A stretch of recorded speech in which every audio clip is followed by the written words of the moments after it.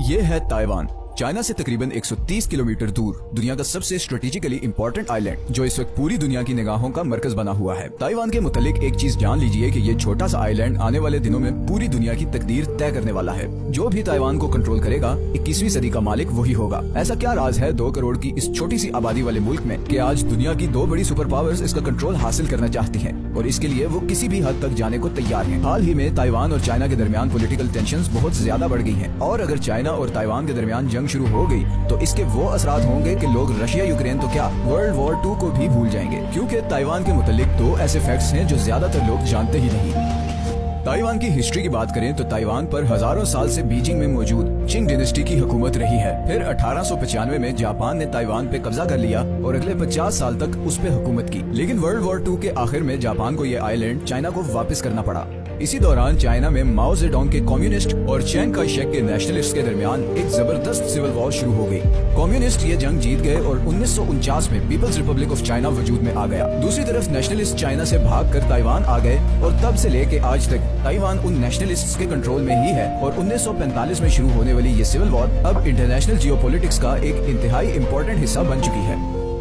एक तरफ ताइवान है जो अब एक डेवलप्ड वेस्टर्न ओरिएंटेड कंट्री बन चुका है जो किसी भी हाल में चाइना की कम्युनिस्ट पार्टी के कंट्रोल में नहीं जाना चाहता, और दूसरी तरफ चाइना है जो अभी भी ताइवान को अपना हिस्सा मानता है। और अगर मैं प्रेसिडेंट शी जिनपिंग की रीसेंट स्पीच को कोट करूं तो ताइवान को दोबारा बीजिंग के कंट्रोल में लाना चाइना का एक हिस्टोरिक मिशन है और इस मिशन को पूरा करने के लिए चाइना किसी भी हद तक जा सकता है। लेकिन क्या वाकई चाइना ताइवान पर अटैक करेगा और क्या अमेरिका, जो कि ताइवान का अनऑफिशियल प्रोटेक्टर है, ये सब होने देगा? 77 साल गुजरने के बावजूद ताइवान यूनाइटेड नेशन का मेंबर नहीं बन सका।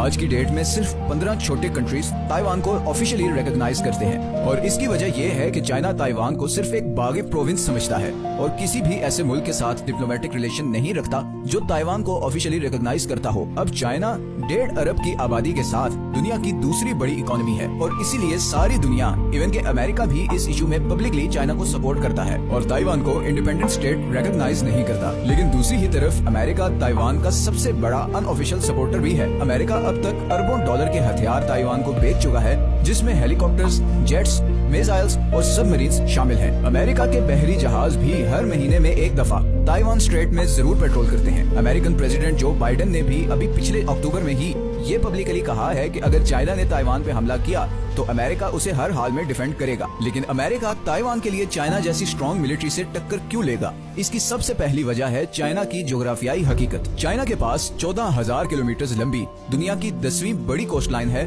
जो पैसिफिक ओशन को टच करती है। चाइना की आधी से ज्यादा आबादी इन्हीं साहिली इलाकों में रहती है। दुनिया के बड़े पोर्ट सिटीज जैसे कि हांगकांग, शेंजन और शंघाई वगैरह इसी कोस्ट लाइन पर हैं और यही शहर चाइना की इकोनॉमी को बाकी दुनिया की सप्लाई चेन से कनेक्ट करते हैं और यहीं से सारी दुनिया को चाइना अपनी चीजें एक्सपोर्ट करता है। लेकिन इन सारे रास्तों में छोटे छोटे आइलैंड्स हैं जैसे कि जापानीज आर्किपेलागो, रियोको आइलैंड और फिलीपींस वगैरह, जिनकी वजह से ऐसे चोक पॉइंट्स बने हुए हैं। चाइना की बदकिस्मती ये है कि ये सारे आइलैंड्स अमेरिका के इन्फ्लुएंस में हैं। ये उसके दोस्त हैं, तो चाइना के सारे समुद्री जहाज असल में उन चोक पॉइंट्स से गुजर कर जाते हैं जो उसके सबसे बड़े दुश्मन अमेरिका के कंट्रोल में है। और ये सब अमेरिका ने बहुत इंटेंशनली 1950 में डिजाइन किया था जब कम्युनिस्ट पार्टी ने चाइना पे कब्जा किया था। अमेरिका का इस